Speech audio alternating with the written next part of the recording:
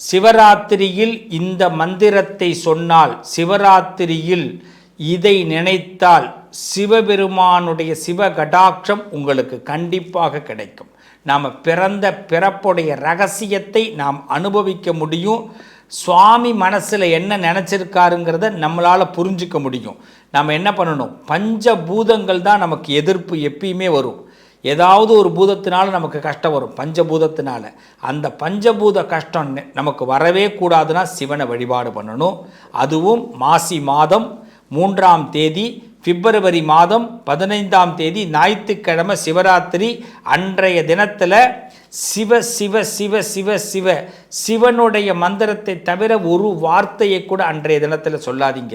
சிவங்கிற மந்திரத்தை தவிர வேற எதையும் சொல்லாதீங்க. சிவாய நமக சிவாய நமக சிவாய நமக சிவ சிவ சிவ சிவ அப்படிங்கிற மந்திரத்தை மட்டும் சொல்லிக்கிட்டே வாங்க. இந்த ஒரு மந்திரம் உங்கள் வாழ்க்கையை பெரிய மாற்றத்தை ஏற்படுத்தும். மிஸ் பண்ணாதீங்க. கொஞ்சம் வில்வம் வாங்கிக்கிங்க. வில்வத்தை வாங்கி சிவாலயத்துக்கு செலுத்துங்க, சிவனுக்கு செலுத்துங்க. உங்களால் முடிஞ்ச உங்கள் வீட்டில் சிவனுக்கு சிவலிங்கத்துக்கு வில்வம் சாத்தி சிவமந்திரத்தை ராத்திரி முழுக்க சொல்லுங்க. கண் முழிக்கிறதுங்கிறது வெறும் கண் முழித்து பார்க்கறது மட்டும் இல்லை, மனக்கண் அகக்கண் நம்ம விழித்து பார்க்கக்கூடியது. இந்த நாளை மிஸ் பண்ணாதீங்க. கெட்டது விலக போகுது, நல்லதை இறைவன் கொடுக்க போகிறார். அதனால் இறைவன் நினைக்கிறது நமக்கு நடக்க போகுது.